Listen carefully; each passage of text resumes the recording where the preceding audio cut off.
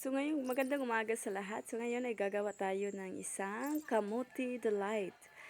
Okay, so nandito yung kamuti na gagamitin natin na mainit pa, bagong haon yan. At mayroon din akong star margarine dito sa tabi.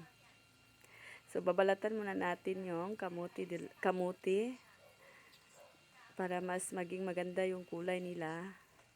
So lalagyan natin ng star margarine. Then tatapusin nating balatan yung mga natitira pang kamote. Then, pagkatapos lagyan din natin ng condensed milk. At durugin at haluin ng mabuti.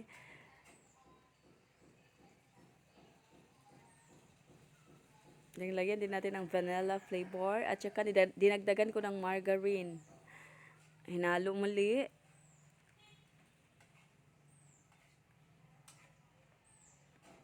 Haluin ng mabuti hanggat ma-mix na silang lahat ng ingredients. Okay, so ngayon ilalagay natin sa plastic container. So 3 lang yan dahil hindi naman yan masyadong madami.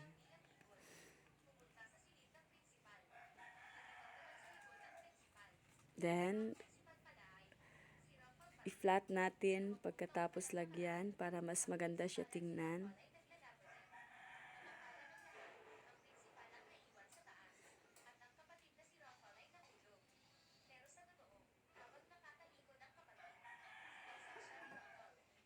Okay, so tapos na. 3 lang talaga siya. Nakasya na siya sa 3 sisidlan.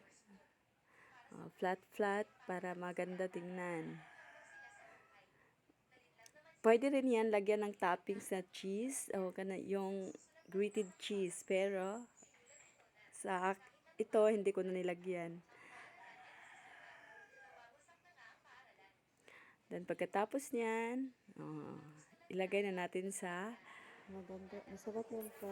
fridge para palamigin ng konti. Thank you for watching.